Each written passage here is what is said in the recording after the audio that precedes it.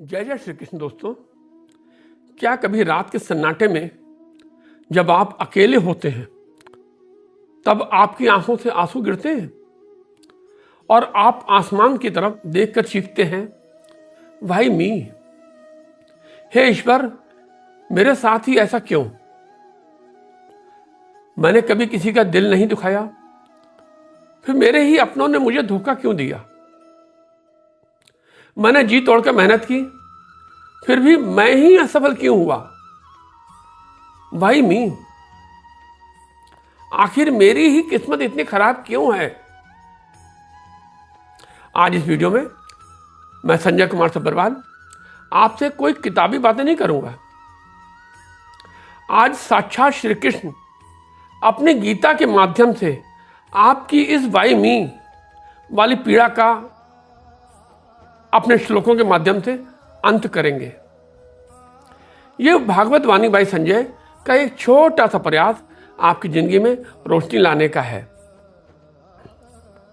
दोस्तों, हमारी सबसे बड़ी बीमारी है अति आशा।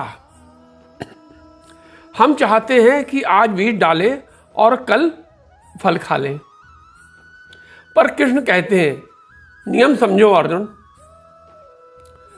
कर्मणे वाधिकारस्ते मां फलेषु कदाचन, मां कर्म फल हेतुर भूर्मा से सडोंग इस्तु कर्मणि।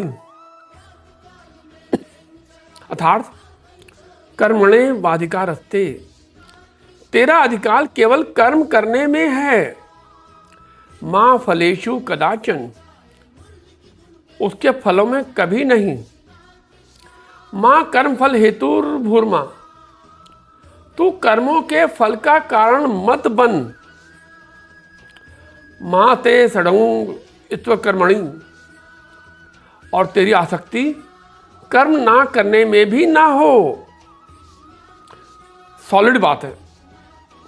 तनाव तब पैदा होता है जब हम उस चीज को कंट्रोल करना चाहते हैं जो हमारे हाथ में है ही नहीं। परिणाम ईश्वर का काम है, मेहनत आपका काम है। दोनों को मिलाइए मत। जब आप पूछते हैं वाई मी, तो याद रखिए कि यह ब्रह्मांड इंसाफ पर चलता है, इत्तेफाक पर नहीं। कृष्ण कहते हैं, गहना कर्मणों गतिः, यानी कर्म की गति इतनी गहरी है कि इसे साधारण बुद्धि नहीं समझ सकती। इसे आप बिजली के बिल से समझिए।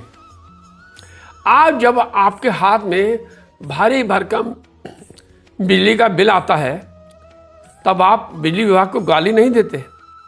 क्यों? क्योंकि आपको पता है यह आपके पिछले महीने की आपकी ही बिजली की खपत का परिणाम है, जो आज इतने बड़े बिल के रूप में आपके सामने आया है। ठीक वैसे ही आज का दुख आपके किसी पुराने जन्म या पुराने समय के संचित कर्मों का बिल है।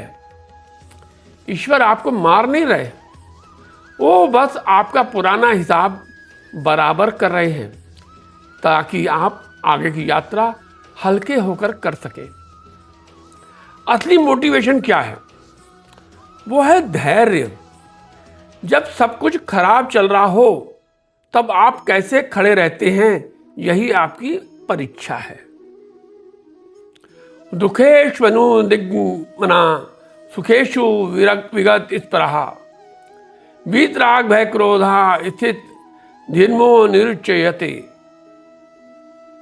अर्थात दुखेष्वनु दिग्मना, दुखों की प्राप्ति होने पर जिसके मन में उद्वेग नहीं होता, बेचैनी नहीं होती, सुखेषु विगत स्पृहा, सुखों की प्राप्ति में जिसकी स्पृहा या लालच खत्म हो गया है, वीतराग भय क्रोधा, जिसके राग भय और क्रोध नष्ट हो जाते गए,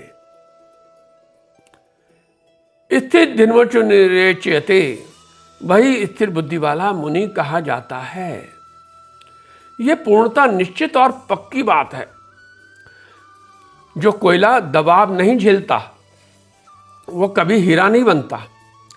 जो बीज मिट्टी में दबने की पीड़ा नहीं सहता वो कभी वृक्ष नहीं बन सकता। वाई मी असल में ईश्वर का प्रोसेस है आपको महान बनाने का। अगली बार जब मन में आए वाई मी तो सीना ठोक कर कहिए ट्राई मी, क्योंकि कृष्ण स्वयं मेरे साथ हैं।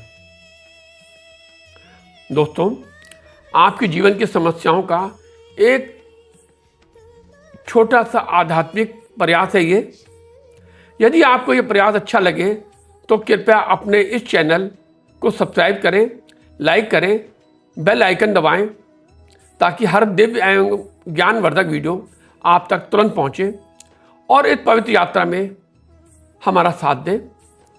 हमारा लक्ष्य 5000 सदस्यों का परिवार जल्द से जल्द बनाने का है। इसलिए मुझे संजय कुमार सब्बरवाल को आपके आशीर्वाद एवं सहयोग की आवश्यकता है।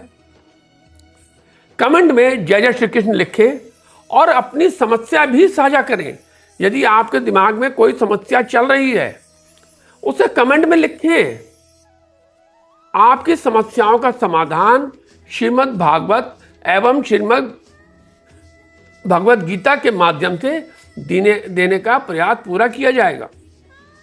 जय जय श्री कृष्ण।